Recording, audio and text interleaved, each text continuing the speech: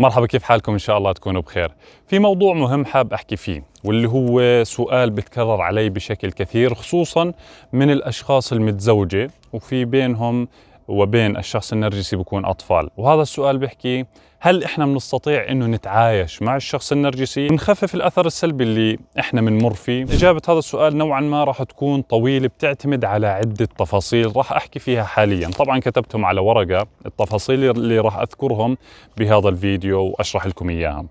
هذا بيعتمد على درجة النرجسية الموجودة عند هذا الشخص، سواء امرأة أو رجل نرجسي. الأساليب اللي بيستخدمها بالتلاعب كمان بتفرق. في أساليب نوعا ما الشخص بيقدر يتحملها، بيقدر يعني يتعامل معها ويخفف الأذى تبعه من خلالها، وفي أساليب نوعا ما بتكون جدا صعبة وراح تأثر بشكل جدا سلبي على الضحية. في كمان شغلة، الأشياء السيئة اللي بيعملها خارج نطاق يعني المعاملات الطبيعية، هاي راح أذكرها بشكل تفصيلي أكثر، لأنه بتأثر كثير على أي علاقة بالعالم، حتى لو ما كان الشخص اللي بتتعامل معه شخص نرجسي. رابع إشي خلينا نحكي مدى تأثير النفسي عليك. يعني هل أنت متأثر بشكل كبير وحاس إنه راح توصل لمرحلة تفقد عقلك من وراء التعامل مع هذا الشخص، ولا الأمور عندك طبيعية يعني؟ وآخر إشي بيعتمد عليه إنه تتعايش مع الشخص النرجسي، اللي هي قوة شخصيتك ودرجة الوعي الموجودة عندك بالتعامل مع هذا الشخص. فعشان هيك خلينا نبلش بشرح أول نقطة، واللي هي درجة النرجسية الموجودة عند الشخص اللي بتتعامل معه. خليني أشرح لكم حاليا شو يعني درجة النرجسية وكيف بتأثر على التعايش مع الشخص النرجسي. مثل ما كلنا بنعرف وأغلب المتابعين بيعرف إنه النرجسية عبارة عن درجات. في درجات بسيطة وفي درجات جدا عالية. درجات البسيطة حتى ممكن تكون مش اضطراب شخصية نرجسية، ممكن يكون سلوك نرجسي، مثل امتلاك الشخص مثلا شعور مبالغ في الأهمية، حب الذات بشكل كبير جدا ومؤذي للي حواليه، رأيه هو الصح ورأيكم هو غلط. يعني إذا بده يحكي لكم إنه السما خضراء لازم أنتم توافقوا الرأي وتحكوا له فعلا السما خضراء. لكن بالمقابل العلاقة الزوجية بينكم نوعا ما بالمجمل ماشية وطبيعية، بس هو شغلة إنه شوفة الحال والغرور والشعور المبالغ في الأهمية، هذا اللي مأثر بشكل كبير واللي مضايقك أنت سواء رجل أو امرأة. لكن من ناحية مسؤولية البيت بتحمل مسؤولية البيت وبتحمل مسؤولية الأطفال. من ناحية مثلا بصرف على المنزل وبيشتغل. من ناحية جنسية ما في حرمان وكل الأمور طبيعية، ويعني بتحس إنه في نوعا ما ترابط بينكم، فالأمور هون طبيعية. فتقدر أنت تتعايش مع هاي الشخصية ما دام إنه المشاكل نوعا ما بسيطة، وبكون سببها إنه الشعور مبالغ في الأهمية، أو يعني صفات نرجسية بتكون جدا قليلة. وحتى لو ارتفعت الصفات النرجسية لدرجة متوسطة، أنت إذا قويت نفسك وقويت شخصيتك وزدت الوعي عندك، بإمكانك إنك تعرف تتعامل مع الشخص النرجسي بحيث يخفف الضرر تبعه عليك وانت ما تتأثر فيه. لكن كمان هذا الاشي بيعتمد على الاشياء الثانية اللي راح اذكرها بهذا الفيديو، مثل الاساليب اللي بستخدمها. يعني في اساليب ممكن انت تتحملها، لكن في اساليب ثانية. خلينا نروح للدرجة الثالثة من النرجسية، واللي هي درجة جدا عالية وممكن يعني توصل للسيكوباتية.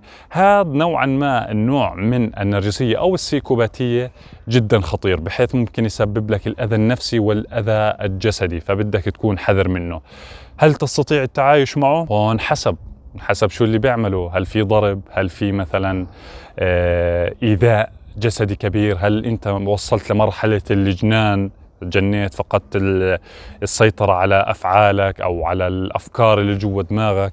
وبهاي الحالة لازم أنت تروح تراجع بأسرع وقت ممكن طبيب نفسي ومختص يساعدك في هاي الأمور، وحتى ممكن تطلب مساعدة الأهل فيها. أما ثاني إشي بيحدد إذا أنت تقدر تتعايش مع النرجسي أو لا، واللي هو الأساليب اللي بيستخدمها معك للتلاعب فيك. يعني في بعض الأساليب نوعا ما بتقدر تتعايش معها إذا كان مثلا بيستخدم أسلوب أو أسلوبين معك، عن طريق رفع درجة الوعي والدراسة والتثقيف نفسك عن هاي الأساليب، عشان تعرف تتصدى لإلها وما تخليها تأثر عليك بشكل سلبي. مثلا إنه الشخص النرجسي قاعد بيعمل معك بشكل كبير الصمت العقابي، بحيث كل شهر في فترة من الفترات مثلا بقعد أسبوع ما يحكي معك، صمت عقابي. هسا إذا أنت ثقفت حالك وكنت واعي لهذا الأسلوب، انت بتكمل حياتك بشكل طبيعي من دون ما تتأثر، ونتيجة لذلك انت بتكمل حياتك الزوجية مع النرجسي وبتحافظ على الحياة الزوجية وبتحافظ كمان على أطفالك ضمن عائلة نوعا ما نحكي تربيتها راح تكون، بما انك انت مستلمها راح تكون تربية جيدة. كمثال ثاني، الشخص النرجسي بيحاول دائما يشعرك بالذنب. ممكن قبل زمان انه لما كنت تشعر انت بالذنب كنت تتضايق كثير، ولما اكتشفت هذا الاشي صار عندك زي صدمة، والله هو بيعمل معاي هيك فانا بشعر بالذنب، فبتصير انت بدك تطلع من العلاقة وما تحاول ابدا انك تثقف نفسك او تزيد الوعي عندك بحيث انه تعرف انه انت لا ما عليك ذنب وانا كل اللي عملته صح، وهو بيستخدم هذا الاسلوب بس عشان يتلاعب فيه. فانت لما تستخدم انه او تزيد وعيك وتعرف انه الاشعار بالذنب هذا مجرد اسلوب تلاعب، تعرف تتصدى لهذا الاسلوب، ممكن تكمل حياتك بشكل طبيعي مع النرجسي نوعا ما راح احكي طبيعي لانه لا هي علاقة سامة، لكن بتخفف الضرر. اما مثلا في شخص نرجسي قاعد بيستخدم اساليب تلاعب بشكل كبير جدا، يعني صمت عقابي، جاس لايتنج، اشعارك بالذنب، كل شيء قاعد بيستخدمه، حتى في بعض الاحيان انت مش قاعد بتشوفه في البيت من كثر ما بتلاعب فيك. فبهاي الحالات برجع بحكي لكم بتراجع على السريع طبيب نفسي ومختص ومستشار في الشؤون الاسريه، وكمان بتراجع اهلك عشان تعرف شو الاسلوب اللي لازم انت تعمله عشان تتعامل مع هذا الشخص، ومن الممكن انك تنقذ العلاقة يعني نوعا ما الزوجية اللي بينكم. اما ثالث اشي بيحدد اذا انت بتقدر تتعايش مع النرجسي او لا، واللي هو شو الاشياء اللي بيعملها خارج الطبيعة او خارج المألوف. يعني هل هو متعدد العلاقات، بخونك، بضربك، هاي الشغلات بتلعب دور كبير اذا انت بتقدر تتعايش معه او لا. يعني فرضا زوجك أو زوجتك متعددة العلاقات، يعني هي بتنام معك لكن بتنام مع 10 غيرك، أو هو بنام معك لكن بنام بنفس الوقت مع 10 غيرك. فهذا هون الموضوع لازم الواحد يفكر فيه بشكل كبير جدا، لازم يستشير أهله، يستشير حتى أطباء نفسيين، وحتى أنت اللي بتنام مع الشخص النرجسي لازم تروح تفحص حالك إذا عندك أمراض سارية أو لا. يعني أنتم بتعرفوا الواحد لما ينام مع أكثر من شخص في احتمال كثير كبير إنه ينصاب بأمراض معدية وخطيرة جدا مثل الإيدز، فهذا موضوع خطير فبدك تأخذ الحذر منه. أما مثلا في بعض النرجسيين مش خاينين، ممكن تتعايش معه مثل ما ذكرت في الأمثلة أو السابقة أول مثالين.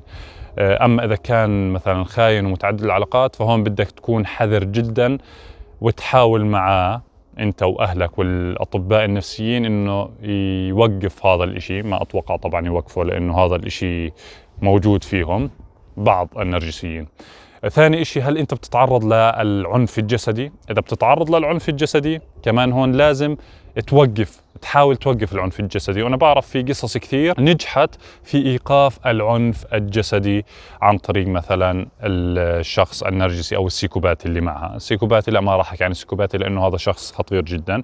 عن النرجسي وقفت عمليات العنف، وقفت الضرب، وبالتالي نوعا ما صارت حياتهم أفضل. صارت المرأة مثلا تقدر تتحمل العيشة مع الشخص النرجسي من دون ضرب ومن دون خيانات، لأنه هو أصلا مش خاين.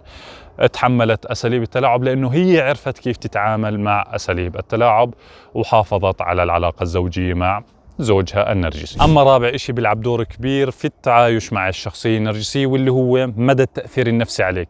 يعني هل النرجسي مأثر عليك بشكل كبير جدا ولا تأثيره بسيط؟ يعني ممكن التأثير البسيط تحكي إنه بشعر في الأرق لأيام بسيطة، يوم يومين، وبتعايش معاه بشكل طبيعي. بشعر بالذنب لساعة ساعتين، بعدين بتذكر لأنه أنا ثقفت حالي وصرت شخص واعي إنه ما في داعي أشعر بالذنب. ولا أنت مثلا وصلت لمرحلة كثير كبيرة تدمرت فيها نفسيتك، يعني وصلت لمرحلة الجنان، يعني انجنيت، فقدت السيطرة على أفكارك وعقلك، أو وصلت لمرحلة إنه بدك تنهي حياتك، زي بعض الأشخاص حاولت تنهي حياتها ضمن العلاقة مع الشخصية النرجسية. فهون بيلعب دور كبير مدى التأثير النفسي بالتعايش مع الشخصية النرجسية.